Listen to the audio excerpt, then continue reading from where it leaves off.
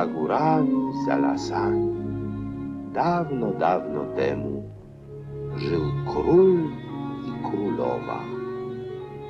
Przez wiele lat marzyli, by mieć dzieciątko. I w końcu spełniło się ich życzenie.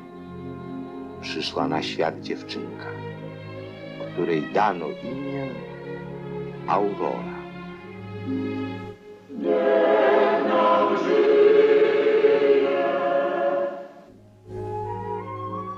To imię oznaczające Jutrzenkę otrzymała mała królewna dlatego, że wniosła światło i radość do królewskiego zamku.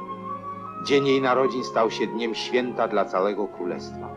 Wszyscy spieszyli złożyć hołd maleńkiej królewnie.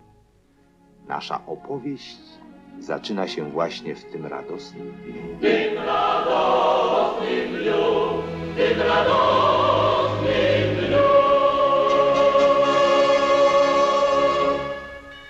Chwała i cześć, piękny dany i dzień, przed królewski śmieszny tron i nadciągajmy tłumnie rzeczy w tron.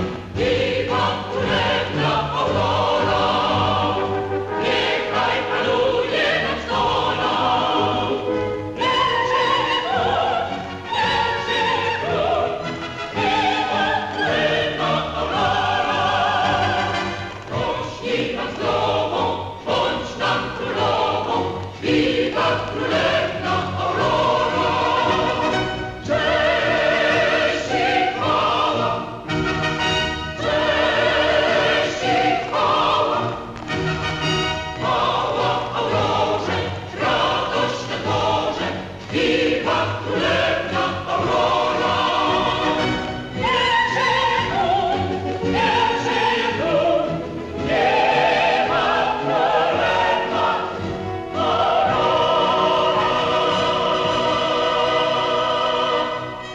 Mieszkańcy królestwa, biedni i bogaci, młodzi i starzy, uroczyście obchodzili tak długo oczekiwany dzień.